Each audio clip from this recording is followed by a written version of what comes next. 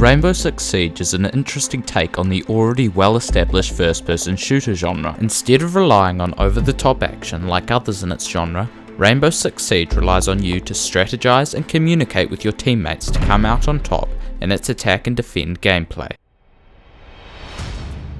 Rainbow Six Siege's graphics aren't the most visually stunning graphics in the world, however they do contain some nice textures and lighting effects. As well as this, the environments are reasonably varied throughout the 3 map types in the beta. Now while this is a beta, PC performance now can be a telltale sign of what is to come when the full product actually releases.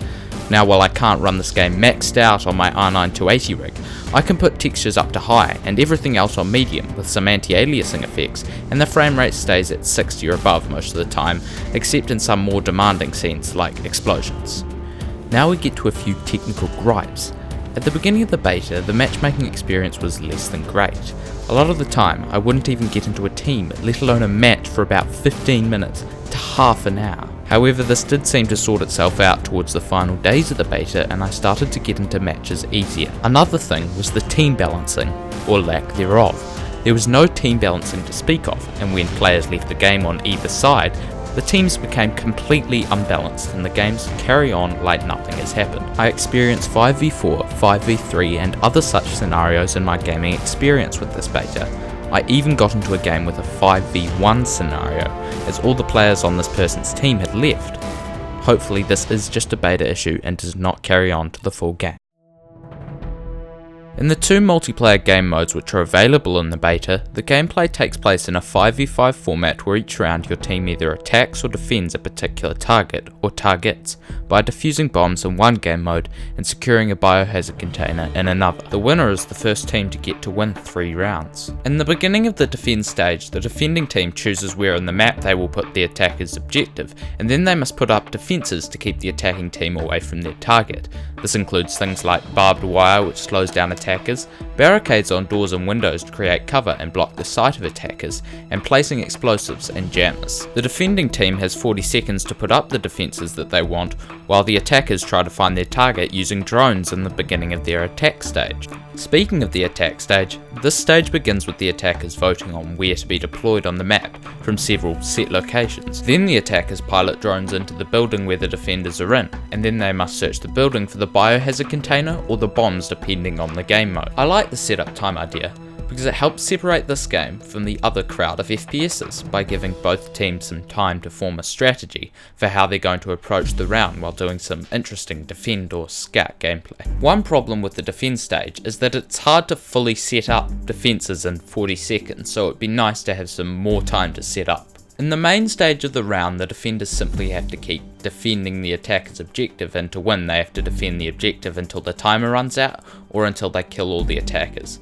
The attacking main phase is a bit more varied. Once they spawn, they can enter the building through several entrances, or make their own entrances by rappelling up buildings or using explosive charges on walls or barricades, or a mixture of both. I really like the rappelling mechanic because it gave you some vertical freedom of movement and more options when it came to entrances. For example, you could enter through windows. Rappelling just adds another possible way to approach a situation, and if you communicate with your team effectively, you can use it to coordinate attacks from different entrances. Like the defending team, the attacking team can win by wiping out all those in the other team, or alternatively capturing the biohazard container in one mode or defusing bombs in the other mode. One thing that I thought was absolutely great about this game was the semi-destructible environments. Yes, you can't break everything, but there is a decent amount of things which you can break, be that a hole in the wall, or a floor from which you can shoot enemies, or just blowing up walls to create an entrance. This created different ways you could approach a situation, which is nice for an FPS. Speaking of FPSs, the gunplay in this game was pretty stock standard for a modern FPS, which is not necessarily a bad thing, but there is nothing especially interesting or unique about the look, sound, or feel of the guns that we haven't already felt in other modern FPSs, that is, except the shield. The ballistic shield is really overpowered at this stage. You can block bullets pretty easily with it, and if you have to confront a person with one head on, then you're pretty much dead, because they also carry a pistol which can kill in very few shots. Having said that though, the shield will probably be sorted out in some way before release, as it is a pretty well recorded issue. Now at the end of each game, depending on how well you and your team did, you get a currency called Renown, which allows you to unlock classes, each with their own special ability.